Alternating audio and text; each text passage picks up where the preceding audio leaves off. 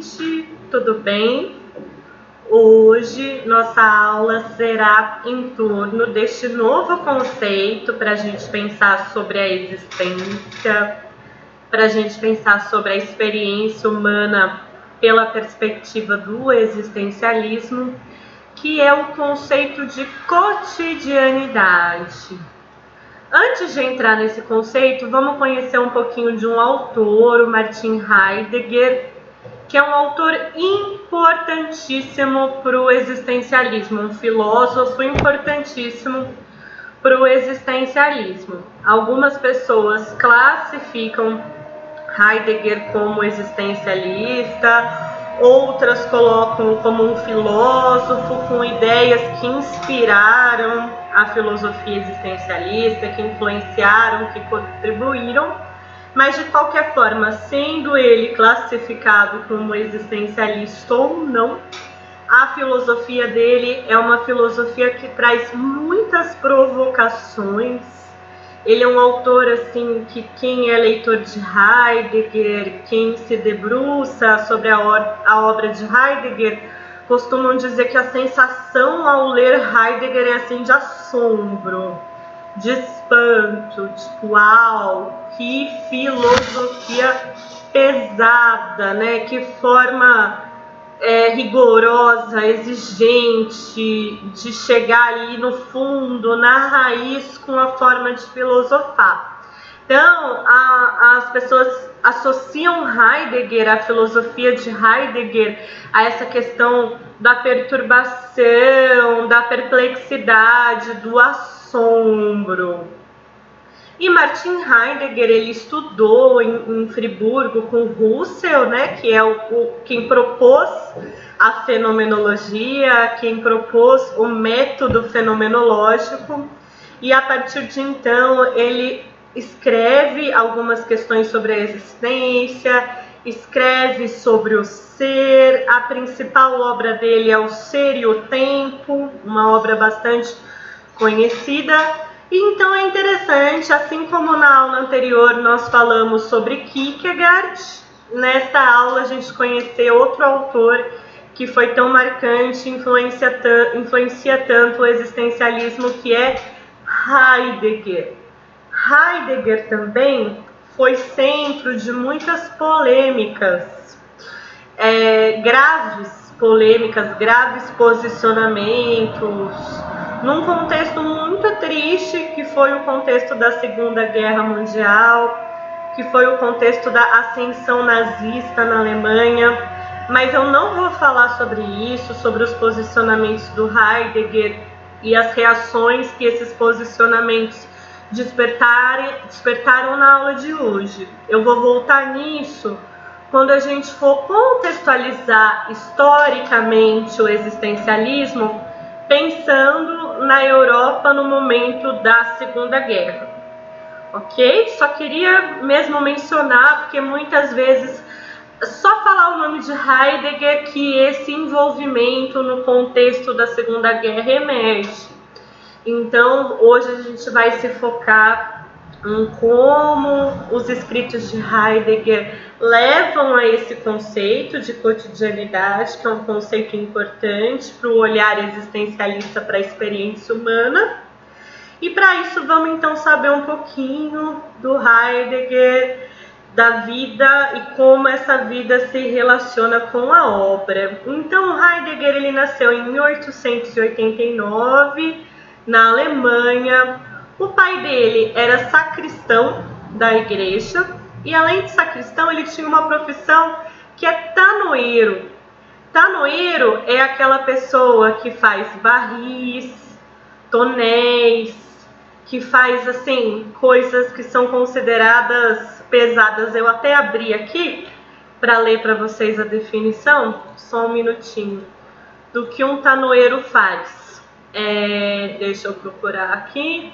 Barris, tonéis, tinas, dornas, barricas, batedeiras de manteiga, pipas, barriletes, galões, né? Uma bela lista de objetos que agora não são tão comuns no cotidiano, mas na época do Heidegger eram não só objetos comuns, como era uma profissão importante quem se envolvia na fabricação desses objetos, e a fabricação desses objetos pesados, né, desses objetos, acho que pesados é a melhor palavra, era bem manual. Cada um desses objetos era fabricado manualmente num trabalho árduo, né, exigente, você ser fabricante de tonéis, de barris, de galões e assim por diante. E o avô dele era sapateiro, também numa época que os sapatos eram fabricados lá no trabalho manual. Estou reforçando aqui, né, o quanto o pai e o avô faziam esses trabalhos manuais, porque a filosofia de Heidegger vai olhar muito para as atividades que as pessoas são envolvidas, para como as pessoas se empenham, se envolvem nessas atividades, o quanto elas estão imersas nas atividades cotidianas.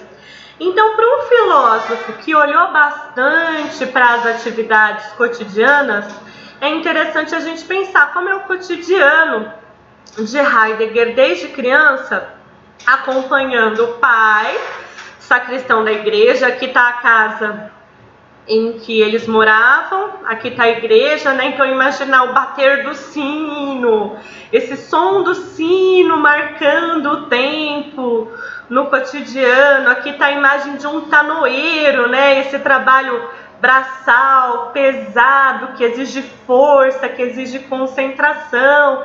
Então imaginar como esse cotidiano do Heidegger desde a infância se reflete nos exemplos que ele escolhe trazer, no olhar que ele escolhe dar em sua filosofia. Heidegger frequentou o seminário e foi estudar teologia em Friburgo.